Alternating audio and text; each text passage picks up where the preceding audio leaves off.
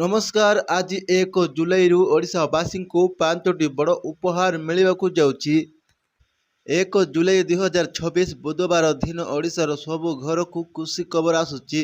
कारण खालीटारू राज्य सरकार मो राशन योजना आरंभ होउछि, जेउथिरे समस्त राशन कार्डधारी मागणारे मासकू 5 किलो चाउल सह अतिरिक्त 2 किलो गहम, 1 किलो चीनी, 1 लिटर रंधा तेल और आधा किलो डाली मिलिबो एवं यह सीधा घरे पहुंचीबो बोली खाद्य जोगाण मंत्री घोषणा करिसेंति। सेपटे खालीठारू राज्यर समस्त महिला सरकारी बस रे यात्रा संपूर्ण मागणा हेबो एवं मुख्यमंत्री निजे मास्टर कैंटीन रु प्रथम गोलापी बस को पताका देखै विदा करिवे।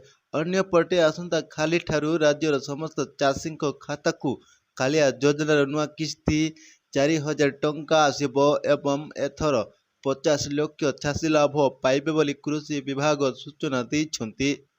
काली ही भुवनेश्वर कलिंग स्टाडियम रे राज्य सरकार 20,000 युवक युवती को नियुक्ति पत्र बांटिबे, जेउथिरे शिक्षक, नर्स, पुलिस और ग्रुप सी चाकरी अछि। शेष रे भल खबर हेउछि, कालीठारू ओडिशार समस्त तीर्थ यात्री पई पुरी अयोध्या, पुरी तिरुपति और पुरी काशी को स्पेशल ट्रेन चलिबो और वरिष्ठ नागरिकों पई टिकेट 50% छाड़ हेबो।